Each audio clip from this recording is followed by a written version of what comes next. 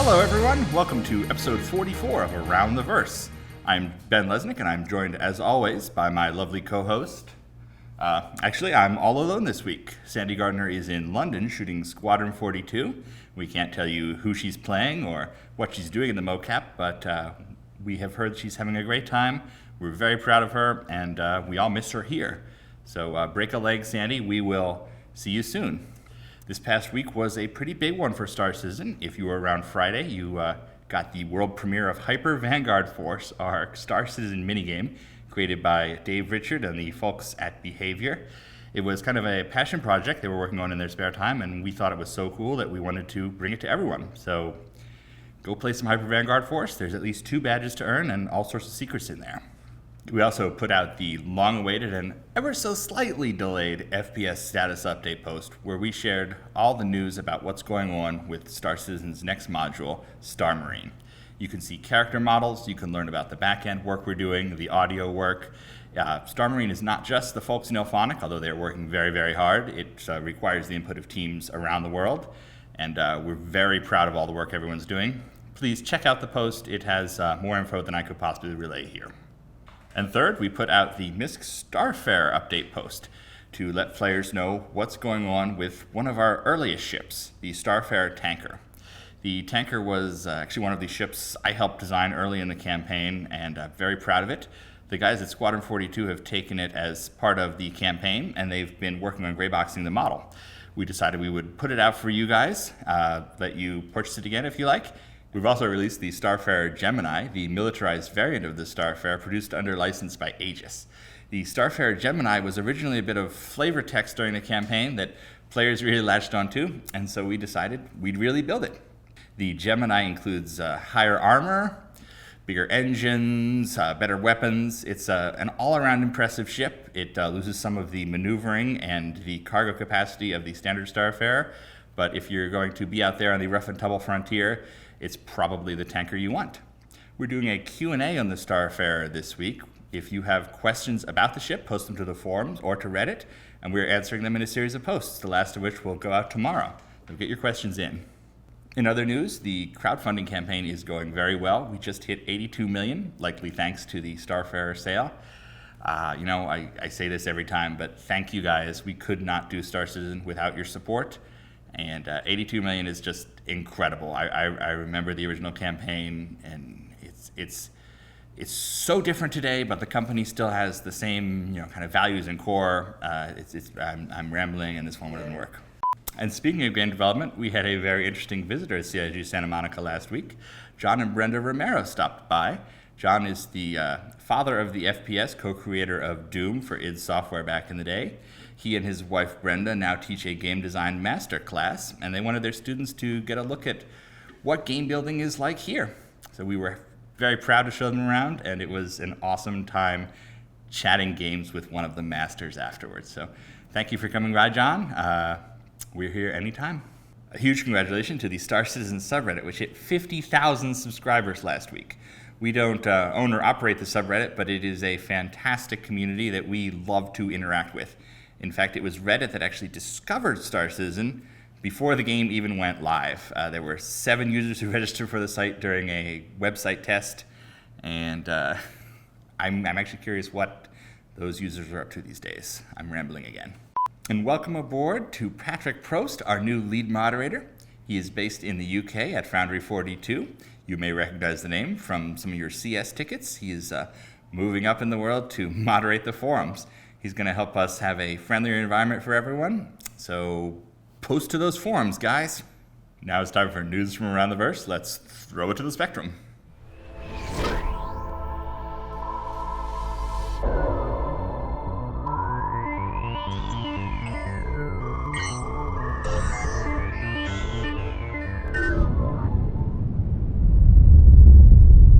Hi everyone, and welcome back to sunny Santa Monica, California for our Around the Verse studio update here from Cloud Imperium Games in Los Angeles.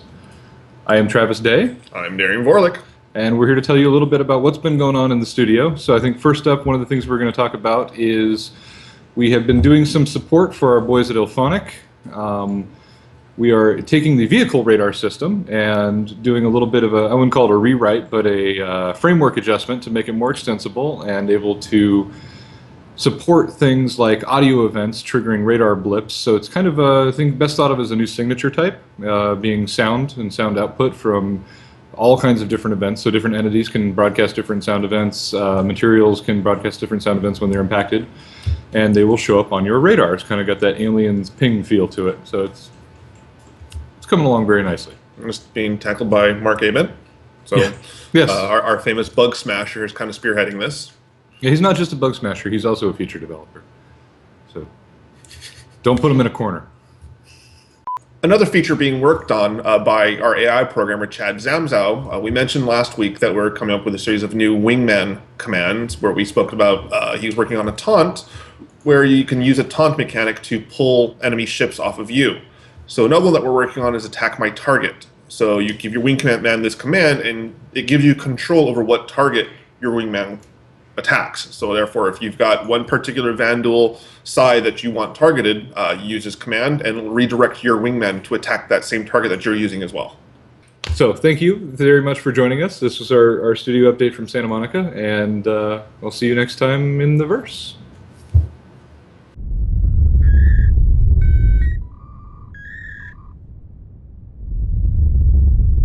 Hey guys, I'm David Langoliers here at Ohanian. I'm the senior producer. Chuck Brungart, previously Chad Brungart. You guys didn't notice. Anyways, yeah, so today I think we're going to talk about some gadgets and some strategy we've been finding during playtests. So yeah, I'll just jump in. I guess it's pretty funny. We have this this hologram gadget. We also have the personal shield gadget, and you know, you can usually select one on your loadout depending on your loadout. So if you're heavy, you can get a couple, but if you're light or medium, you get, you know, basically one gadget each. So some fun things to do with your teammates are actually drop these gadgets like the personal shield in the environment and then throw a hologram behind it. So people are sitting there shooting at this like protected hologram, and until you get closer, you don't really notice it's a hologram. So it's a really good way to kind of, you know, trap the other guys and kind of, you know, lead them into a little bit of a death march. So you know, hopefully we're not giving away too much, because that was going to be my tactic when we get to play against the community, you know. So yeah, it's been fun seeing that on playtest. Just the guys figure out like these neat little interesting ways to use the gadgets and items together. Another one we've seen a few times is like an entire team will kit out with the forced propulsion grenades and try to draw the other team into the warehouse area. And once they get the gravity shut off, they'll just all chuck the grenades in at the same time. And so you get a bunch of players like flying all kinds of directions. Makes it really hard to like organize your team when you're all getting scattered everywhere. But yeah, I think that's it for this week, guys. Look forward to next week. Thanks. we'll start dropping a little more game on you guys with how I guess you're gonna beat us, right? No, I'm kidding.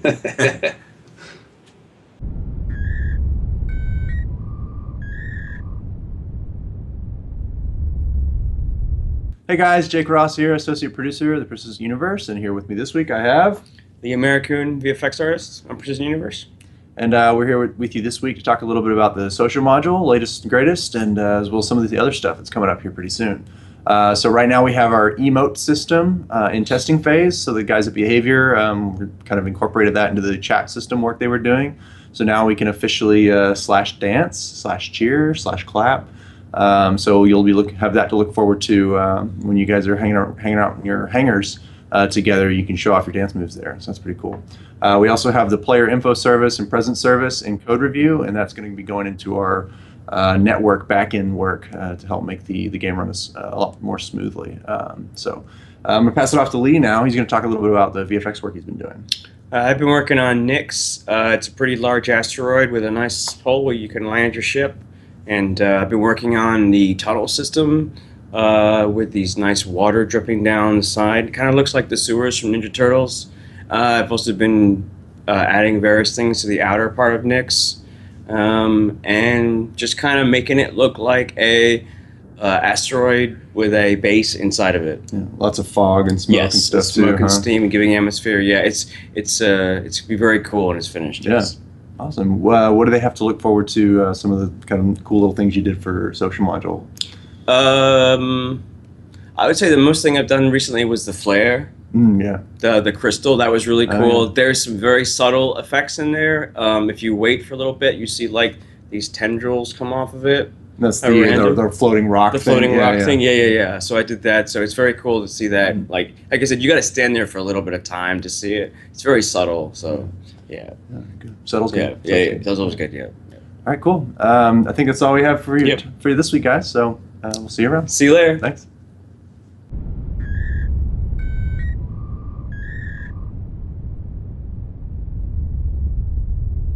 Hey everybody, I'm Eric Kyron Davis, and I'm one of the senior producers here at Cloud Imperium Games, and I'm with Forrest Steffen, CG supervisor at Cloud Imperium Games. same place. That works out well for us. This is Here in the UK office. We're out here in the UK, and we're normally in the LA office, but we came out here to help work on the character pipeline. That's been a big focus for us. That's correct. We've been working specifically on the FPS character pipeline, or characters in general. And what have we been doing with that? So we wanted to make sure that for the FPS release, one of the things that were up to the standards with everything else in the Star City universe were the characters. So we've been up-resing them, converting them to the PBR materials, just making them look better as a whole. And we found that, like everything else in the Star City universe, we always want to raise the bar. So part of our efforts being out here with the FPS characters is to build some new tech to go along with it. Yep. And while all the new tech won't be on these characters for the FPS release, it's brought up a lot of new things that we can do in the near future to help raise that bar. Yep. So currently, FPS characters coming soon. You guys already saw a video. Hope you guys like them. But in the very near future, we're going to be really raising that bar, and I think it's going to be quite exciting to see what the new character pipeline is going to be able to bring to the table for the visual fidelity for the upcoming characters. Totally. So again, I'm Eric, And I'm Forrest. and that's our update. See you in the verse. See you around the verse. Hey everybody, it's Sandi Gardiner. I am here on the set of Squadron 42 in between scenes, and I'm here with Chris Robertson. How's it going? Hey guys, it's going good. Well, we're in our fourth week of performance capture, so that's kind of like principal photography maybe on a film. Anyway, I'd like to tell you about the story, but you don't want to surprise it. But no, we're having a good time. So I mean, I think we talked about like what motion capture and performance capture is. Performance capture is when you're capturing everything on the face as well as the body motions. If you can see people moving things around here, we can't really tell you what the set is, but you sort of block out sort of elements that are the same size as the digital props or sets are, so the actors know where to touch or where to interact. It's fun, having a good time. We're on the Imaginarium motion and performance capture volume here at Ealing Studios, which is where we're shooting Squadron 42. We're capturing lots of cool behind-the-scenes footage, so when the Squadron 42 comes out and you guys get to play it, you can also see a lot more of the behind-the-scenes, which I think you guys will appreciate.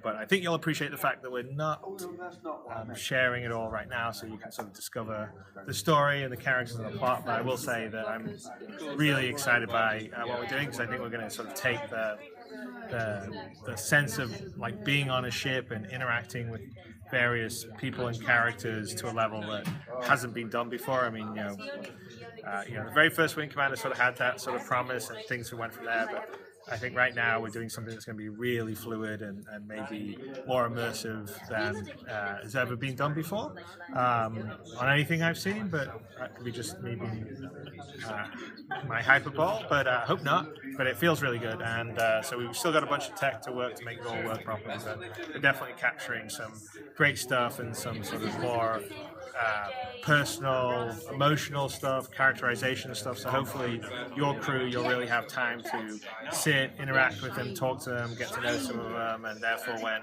things happen later on the story, then that will have some impact on you as a player, because you're emotionally invested in the people that you're serving with. So it's a lot of fun. We're having a good time. Dave is videoing this right now are a trusty lead writer who, with Will, being responsible for writing the Squadron 42 script, and you're doing an amazing job. It's so far about 450 pages. I think it's going to end up at about 550, which will make it more pages than any one of the ones I've done before, including Wing Commander 4. And I'm being told I should stop now. So, and by the way, it's 400. It'll be about 500 odd pages solid because the Wing Commander 4 script is formatted differently. So page count was higher, but not actually scene count or line count. Anyway, that's it, and there's the update for you guys. Thanks, guys. Thank you guys for all the hard work. We could not do it without you because you are literally the ones doing it. Well, now let's kick it to Ship Shape with Lisa Ohanian. I'm going to stop saying kick it. Oh, I think it's cute. I like it. Okay, kick it is. Hey guys, welcome to Ship Shape. I'm Lisa Ohanian, and I have here with me this week Mark Toscano. He is our lighting and look development artist for all of our ships here at Cloud Imperium. He's going to talk to us a little bit about doing lighting for all of our ships. So to start off, Mark, why don't you tell us a little bit about your process? Well, normally what we would do is we would get the ship from modeling, and we would put it into what we call a gray room, which is a neutral environment. It's literally a gray room. We put it into a neutral environment, and then just kind of work from there. Just kind of highlight the ship and accent body parts and things like that, and just kind of make it look cool. So what are the basic lights needed for a Star Citizen ship? For Star Citizenship, we've broke it down into 4 categories. We would break it down into navigation lights, which would be your running lights or your strobes that you would see like on any kind of aircraft or naval vessel. Then what we would call accent lights, which would be lights to highlight logos or certain parts of the ship, or just like little nooks and crannies just to give the ship a little character. And then what we have is what we call beauty lights. If it's a military ship, your beauty lights would be your formation lights. If it's a non-military ship, it would be even more lights to highlight the ship and the body and the overall look. So you mentioned earlier giving ships character. What are some of the things that influence the character and style of different ships? Things that would influence the character and style of the ship would be what kind of ship it is. For example, the Mustang has 4 or 5 variants. It has a civilian model, a military model, and a racing model. For example, the military model is probably going to be a lot more subdued. You might just have running lights, maybe a strobe or 2 or a navigation light. And the exact opposite would be the racing model. For example, on the racing model, you want to highlight the company that is sponsoring the ship. You want to highlight the logos. You want to basically make the ship look really, really cool. So what I'm hearing is the manufacturer impacts the look of the ship a lot? Yes, actually the manufacturer does influence the ship. We're currently putting together style guides for each of the manufacturers so that, for instance, like Aegis will have a certain look, Anvil will have a certain look, Robert Space Industries is going to have a certain look. And even though it's in the galactic world of Star Citizen, everything is going to have a standard, like navigation lights and things like that. Each company or each manufacturer will have a certain look to it. So what is your favorite thing about doing ship lighting for our ships in Star Citizen?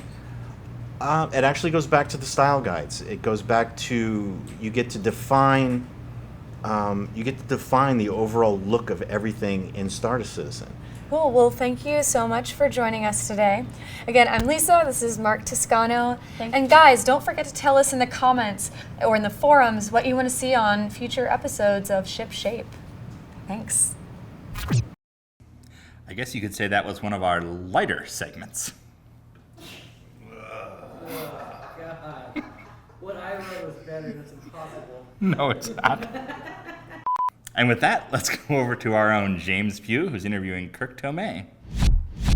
Thanks, guys. I'm here with Kirk Tome, Senior Technical Designer. How you doing? Terrific.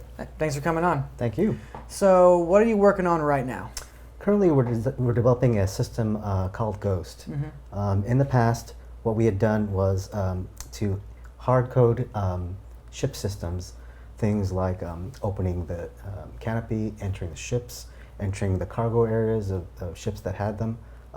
They were all preset in ways that were a little unmalleable. Can you give an example real quick? Sure. The Avenger, for example. The way in which you open the rear cargo area and then enter the ship through the various interiors by opening the doors and then going into the seat itself. They're all systems in which the animations and the behaviors were all set in stone. And so as we come about making new ships, the amount of interactions we can have with them are becoming more and more limited. So what Ghost does is it gives designers like me the ability to incorporate actions that are specific to components, especially the new ones that come aboard. This is really important for ships that have large interiors, such as the capital ships, in which we'll make more interactions like new types of beds or the shower or getting into turrets. All those interactions we can make specific to the interaction on that ship as we see fit. So instead of it being a pre-canned thing, it's almost like everything gets in its own specialized one. Right, and we can do it on an interaction to interaction and station to station, object to object basis. If we make a new item, we can just go ahead and implement that almost immediately. So it's almost like it's freeing you guys. So instead Very much so. of bringing down the ladder and getting in the cockpit, you bring down the ladder and animation. Then you can go through the animation to get in the ship, correct? Correct. In the past, that was a one-off Yeah. animation and experience. Now, if we choose to, we can go ahead and make that interaction a little different by giving the choice to stop after the ladder has deployed and then choose to enter the cockpit or the co-pilot's seat. Interesting. So it's almost like you're opening up the possibility for more interactions. Right, especially for ones that we haven't created yet. And we know we're going to have a lot more of those as we go further along and make ships that have functionality that we haven't implemented or even haven't thought of it yet. What was the impetus for the Ghost system? Well, Dan Tracy knew that going forward, our limited system, our limited hard-coded systems that we had in place wouldn't be enough. And so we worked with our UK office and got this Ghost system up and running. It's right now in its infant stages, but as we work with it some more, we'll figure out ways in which we can make it a lot easier for designers to utilize and then start employing it on our legacy ships and then all our ships going forward. So it's almost like you're laying the foundation to allow the freedom to decide what someone wants to do. Exactly. Interesting. So besides the Ghost system, what else are you working on? I am currently implementing the white box for the Constellation, taking it from the hangar ready status that it was to flight ready. I had done that previously with the Gladiator and took it from hangar ready to flight ready, and it's currently in the game. Another thing you work on, which our fans are really excited about, is balance. What can you tell me about missile balance? One missile that was recently balanced was the Talon. Thanks to the community, we had discovered that it was very difficult to avoid, not impossible, really. What had happened was the Talon being a cross-section type missile, we mistakenly gave it the ability to see through noise quite a bit. And what that resulted in is that avoiding it was incredibly difficult because of the ability for it to see through chaff, almost any amount of chaff. So what we did was we took the factor of the ability for it to see through noise, and we tweaked it so that it was much closer to what the other missiles had. Another set of balances we did was we made its turning rate and its maneuverability. We ratcheted it slightly down so that it would not be such a incredibly overpowered missile. Is that fine? Talon! So after you balance the missile, how do you kind of rectify? Because you don't want every missile to be the same, because that's not fun. How do you kind of keep, what that missile's supposed to be in mind when you're trying to make it more aligned with the rest? It's really not a case of making every single missile unique. It's really about balancing the various aspects of each missile. So it's really shades of gray. For example, with the missile type itself does a lot, whether it's an EM missile or a strike missile, or it's a, in this case with a Talon, a cross-section missile. All we do is we really tweak the various sensitivities and its behaviors in ways that are significant enough for you to notice. So nudging a number here, making it perhaps slightly slower, making it more powerful when it explodes, making the shockwave that it creates more powerful so it pushes objects away, making the radius of the explosion that it creates so that it can hit multiple ships. All those packaged up make each missile unique. That sounds really interesting. Kirk, thank you again for joining us. It's been a pleasure. Great, thank you. Back to you guys. Thanks, James. Now, if there's one thing that really makes spaceships go, it's thrusters. We sat down Pete Mackey and John Pritchett to talk about just that. Hi, I'm Pete Mackey, a designer from the Austin studio. I'm John Pritchett. I'm a physics programmer at the LA studio, and I work primarily on flight mechanics and control. Awesome. So today, I guess we're going to talk a little bit about your flight control software that you built that actually makes the ships fly. Yeah, I'd like to discuss a little bit the algorithms that I use for controlling the ships. Start out with what's currently in the game so people can maybe understand a little bit better about how the ships are controlled, and then start talking about the next step where we're going to start adding in algorithms for autopilot and waypoints and things for the larger ships. Can you start us off by giving us a high level view of kind of how the system works and some of the key features of what makes the flight control software what it is? Okay, sure. So the current flight control system is a feedback control system. So it's based on the idea that it's velocity control. So usually, you're controlling the joystick or the throttle, and you're either setting a linear or angular velocity for your ship. And based on the velocity set point, it uses a feedback control algorithm to determine what accelerations the ship needs in order to achieve that velocity and maintain that velocity over time. And that works well for really dynamic control where you're frequently changing the set point for velocity or something like that. I don't know if we can show a graph of the controller response curve that I have. That shows a typical proportional differential controller, and that's what I use in the game for the feedback control. So that type of a control response is not optimal, which is something we've got a lot of feedback from the community about, because they wonder why I'm not getting the maximum amount of acceleration out of my thrusters at any given time, right, when they're ramping up to a certain velocity or going back down to zero. And the reason for that is this type of a curve here. So okay, so which part of the curve are we looking at? Well, this is just to demonstrate the form of the curve. It's basically a exponentially limited cosine. So based on the gains that you choose, it can be overdamped, so you have oscillation. We want to try to avoid that, or in order to avoid that, you want to increase the damping so that the settle time takes longer. But if it's underdamped, it takes too long to settle into your set point, to your velocity or whatever. So there's a critically damped point that we try to achieve that gets you there as quickly as possible, given this formula. Okay, so looking at this graph, it looks like the dotted line here is you've set the velocity to 100 meters a second.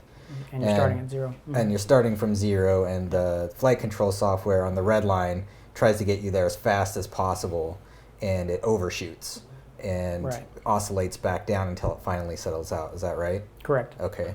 And then so what's going on with the blue line? Yeah, so that's if you've tuned it so that you don't have any oscillation, but it's underdamped, so it takes considerably longer before it settles. Right. So it looks like with the red line you get this crazy overshoot, but it actually settles out to the target velocity a lot faster than where the blue ends up. Right. All right. Yeah, and in a real control system, you want to try to tune it so that there's just about 2% overshoot and before it starts to settle, and that kind of gives you your optimal settle time. But for our practices, because of the fact that it's a discrete system rather than a time varying system, and the instabilities that come out of numerical error and things like that, I tend to work with a truly critically damped system, just to try to keep things stable. Well, you've made something really cool, and I'm glad I got to talk to you a little bit on camera today, so we could share it with everybody else. Because as long as I've been here, I've been super impressed by what you've been able to do. Because I mean, starting from the very beginning, I saw the initial phases of the implementation, and it was a lot of hard work, and I think it's great. So it's really cool that I get to help you show it off today. Well, great. Thanks for the opportunity. It's nice to finally get an opportunity to talk to the fans a little bit about it and get into some details. Great. Well, back to you, Ben. Thrusters! It's been great seeing those guys while they're here. If anyone remembers, years and years back, there was actually a point where the entire company was just me and Pete in a room without a desk. Those were good days. That about wraps it up for Around the Verse this week. I think I did okay by myself, but I sure hope Sandi gets home soon. This is a jump point week, so subscribers can check their subscription areas. It'll be out tomorrow evening. It even features an article by James Pugh. And speaking of James Pugh, he's going to be running a charity live stream this weekend on a CIG community Twitch. So if you're interested in watching James and some other CIG employees play a bunch of games for a good cause, check that out. If you're in Germany next week for FedCon, one of our great Star Citizen organizations, Phoenix Interstellar, has volunteered to spread the word with demo units. So stop by, check out Star Citizen, and meet some of our most dedicated backers. Thanks, guys. We really appreciate you doing this. And if anyone else out there is interested in showing off Star Citizen at their events, post on the forums. We'll be having another free fly unlock this next week. All ships in the Aurora and Mustang lineup will be available for anyone to test. So try out some different variations, let us know what you think, and keep hunting for bugs. Now, it wouldn't be an Around the Verse without an art sneak peek. Here you go.